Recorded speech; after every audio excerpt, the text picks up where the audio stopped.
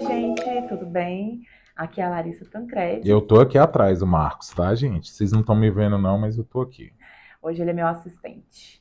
E hoje nós aqui do Conselho de Classe Podcast vamos falar um pouco sobre como preparar uma boa aula, né? Então, Larissa, a gente fez o episódio 4 do nosso podcast. Olha aí, vocês vão olhar aí. Isso, Ele fala justamente de como a gente prepara uma aula, né? Porque nós somos agentes da criatividade. isso, Então, toda semana a gente passa por esse processo, né? sim. E às vezes é um processo longo, um pouco demorado, principalmente quando você troca a matéria, né? Que você está dando aula, às vezes está Uhum. muito acostumado com uma turma, né? Com um ano. E aí, quando você tem que trocar de disciplina, quer dizer, trocar matéria, né? Porque você trocou de ano, alguma coisa assim, vem aquela trabalheira toda do zero de novo.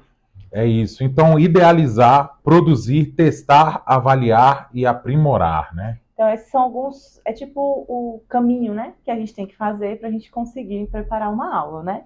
A Uhum. aula perfeita aqui não existe, mas que a nossa aula é perfeita sim. É.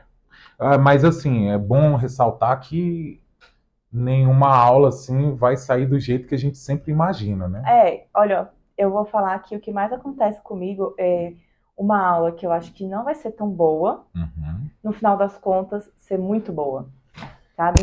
Isso acontece mais do que o contrário até, né? Uhum.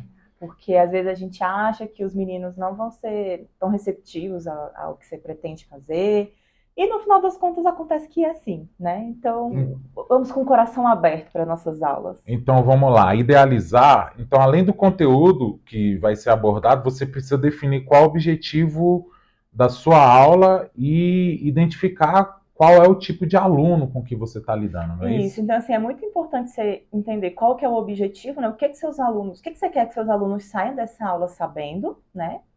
E também é muito importante você saber qual tipo de aluno você está lidando, né? Então, assim, no começo do ano a gente sempre fala o quanto é importante você fazer uma avaliação diagnóstica Uhum. para você saber o que seu aluno já sabe, qual que é a bagagem de conhecimento que ele tem, né? E sem isso, a sua aula realmente pode ser um fracasso. E saber avaliar também a metodologia, né? Por exemplo, Sim. será que essa turma é boa só de quadro? Ou se eu passar um slide, uma animação ou um vídeo, eles vão dispersar. Então você Isso. tem que saber avaliar ali, né? E E chegar é em. claro que isso é aos poucos, né? Todo ano temos turmas novas, ou semestre, dependendo de como você trabalha. Então, isso vai aos poucos, né? Então, é importante, eu acho, variar as suas aulas, porque aí você consegue pegar todo tipo de aluno que você tem dentro de uma sala. E aí, depois que você pega isso tudo, você idealiza o que você quer, você vai partir para a produção do negócio, né? Você vai Isso, preparar todo o material, não é isso? é. E aí você vai depender da matéria, né? Tem disciplinas que eu gosto muito de usar slides porque eu, né, não sei desenhar. Eu vou desenhar no quadro, vai ficar Mas péssimo. como o professor não sabe desenhar? Eu sou péssima, os meninos só sabem rir dos meus desenhos, mas enfim, eu gosto muito de usar slides quando eu preciso mostrar certas coisas para eles, né, que é mais fácil do Uhum. que desenhar, ou quando eu preciso, por exemplo, mostrar um vídeo ou algo do tipo, né?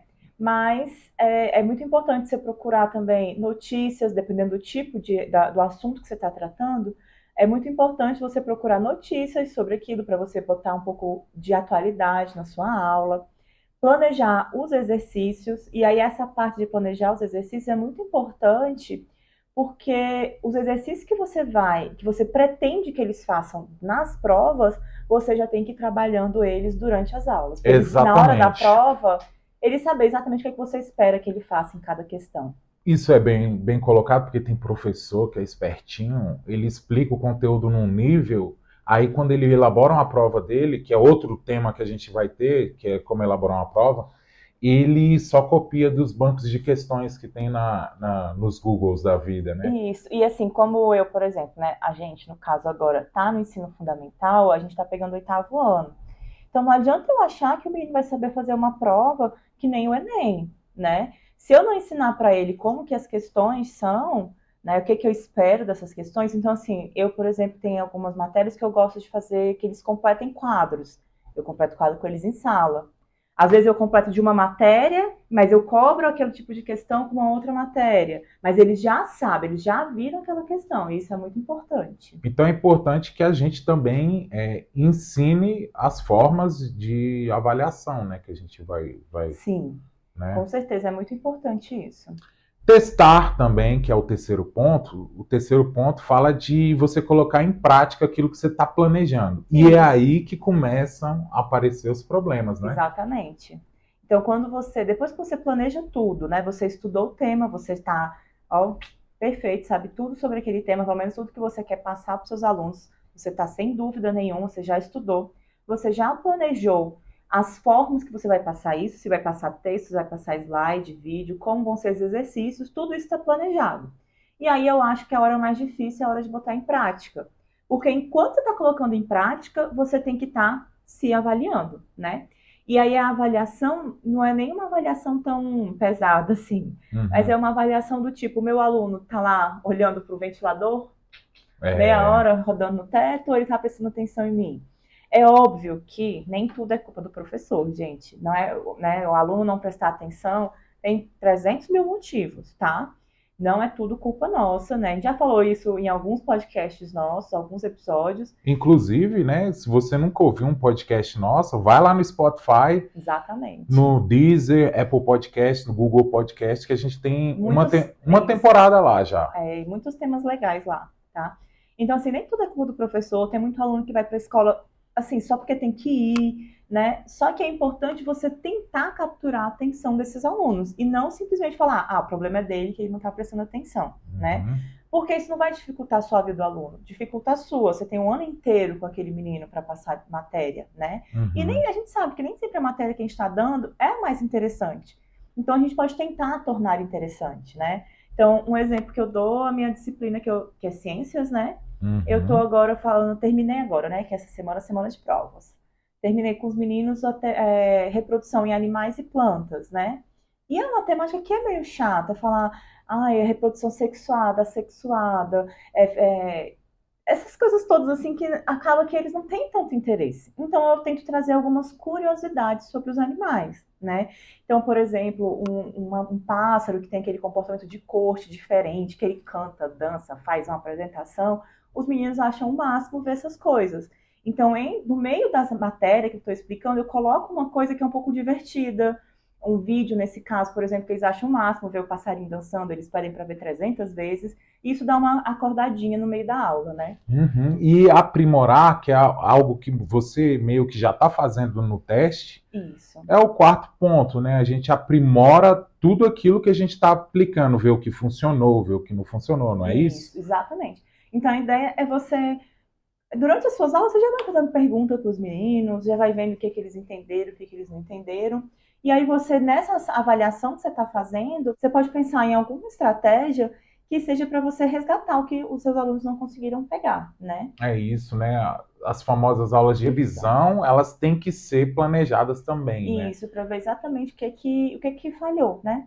Aí eu sei que essa falha não é só nossa, mas a gente tem que ver o que falhou para tentar, né? A gente tem que dar a oportunidade dele aprender. Mas esse é um bom ponto, porque a gente discutiu isso em outro podcast com a Donai, falando Sim. sobre autorreflexão também, né? Exatamente. Que poucos professores têm uma mania feia, alguns professores, não todos, de sempre dar a mesma aula do mesmo jeito 20 anos seguidos, né? Isso. E, na verdade, aqui nesse ponto, a gente vai fazer essa autorreflexão não para que só melhore para o aluno, mas melhore para a gente também. Com certeza. A gente tem que ter uma aula mais descontraída, faz com que a aula passe mais rápido, tanto para a gente quanto para os alunos. E você vai ter também um resultado melhor, né? Que é o que a gente quer, melhores resultados. E o último ponto, o quinto ponto aqui, é a avaliação, né? Então, é a forma que você vai avaliar todo o processo, né?